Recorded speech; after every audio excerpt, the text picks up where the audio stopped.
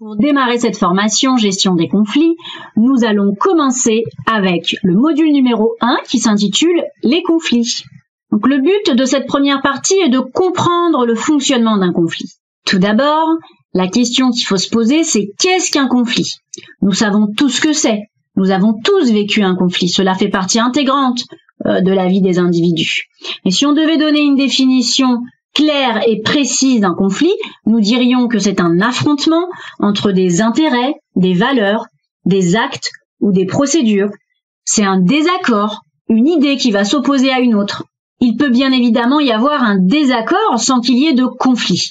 C'est là qu'intervient l'intelligence d'esprit des individus, qui vont préférer le dialogue constructif plutôt que de rentrer dans un conflit ouvert. La recette d'un conflit. Il y a de multiples ingrédients qui constitueront un conflit. Nous allons voir quelques-uns qui permettent de peut-être définir une recette d'un conflit, même si cette recette n'est pas figée et que tous les ingrédients d'un conflit sont différents en fonction des individus, bien évidemment. Tout d'abord, l'impulsivité. Si deux personnes ont du mal à contenir et à gérer leurs émotions, elles peuvent devenir impulsives. Et là, ça peut faire partie intégrante d'un conflit. Ou encore les accusations. Accuser l'autre, le dénigrer, le montrer du doigt. Ou encore les dévalorisations. Le fait de rabaisser l'autre. Les jugements également, qui peuvent être considérés comme une attaque pour l'autre. Une mauvaise expérience passée. Donc effectivement, on a tous dans notre passé vécu des choses qui ont pu nous blesser et qui restent des marques à vie et qui peuvent ressurgir au fur et à mesure du temps dans une relation avec l'autre. Donc cette mauvaise expérience passée peut être un ingrédient d'un conflit.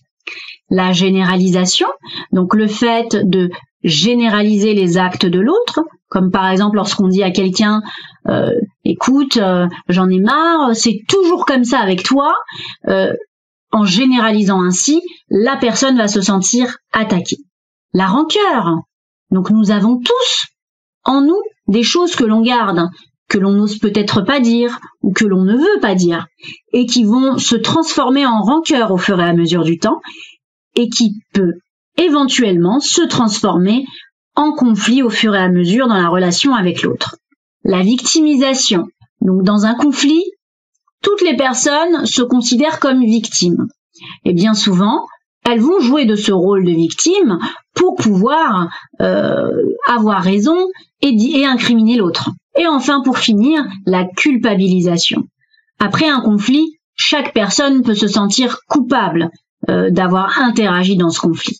Et la culpabilisation fait partie intégrante des ingrédients d'un conflit. Avant de résoudre un conflit, on va s'intéresser aux sources du conflit, aux origines, d'où peuvent venir les conflits. Alors, la taille et la signification d'un conflit peut varier d'un individu à un autre, et surtout peut varier de par la manière dont sera géré le conflit. La première source de conflit, nous pouvons citer les informations entre les individus, comme par exemple le manque d'informations qui est transmis, ou l'interprétation différente entre individus. La deuxième source de conflit peut venir des rôles et de ressources de chacun. Si deux personnes ont un pouvoir déséquilibré dans la relation, qu'il y a une ambiguïté des rôles, que chacun ne trouve pas sa position dans la relation, ou encore une fois, qu'il y a un contrôle inégal des ressources, cela peut engendrer un conflit. Troisième source de conflit, les objectifs, donc les oppositions des buts, des normes ou des résultats visés pour une activité. Quatrième source de conflit, ce sont les moyens, c'est-à-dire les méthodes, les procédures relatives à une tâche ou à un projet qui vont entrer en compétition.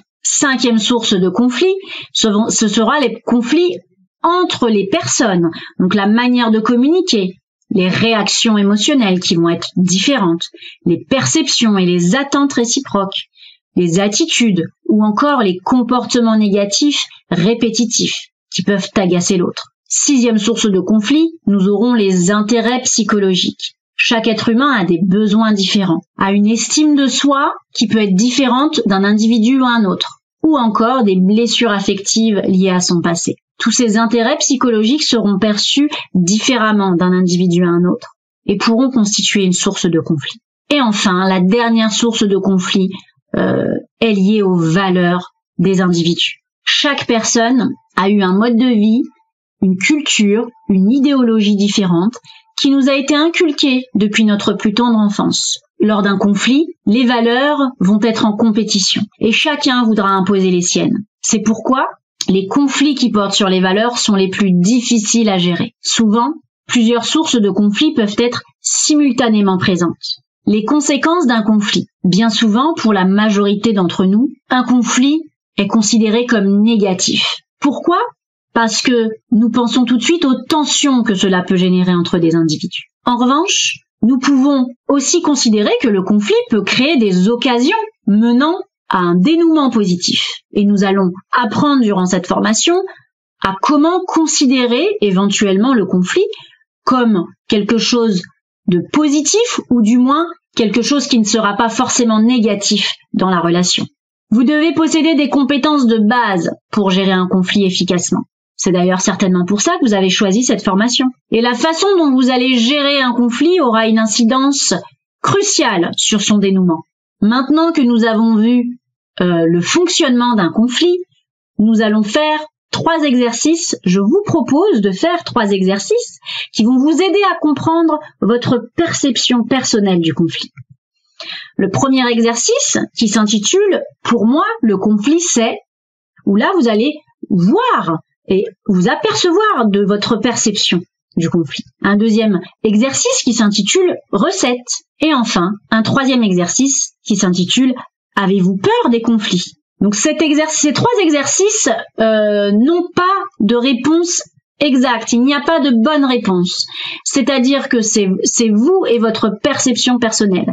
Je vous demanderai donc d'être le plus naturel possible en répondant aux questions de cet exercice pour que vous puissiez avoir un diagnostic clair de votre perception. Donc c'est parti, à vos crayons, et on se retrouve tout de suite après.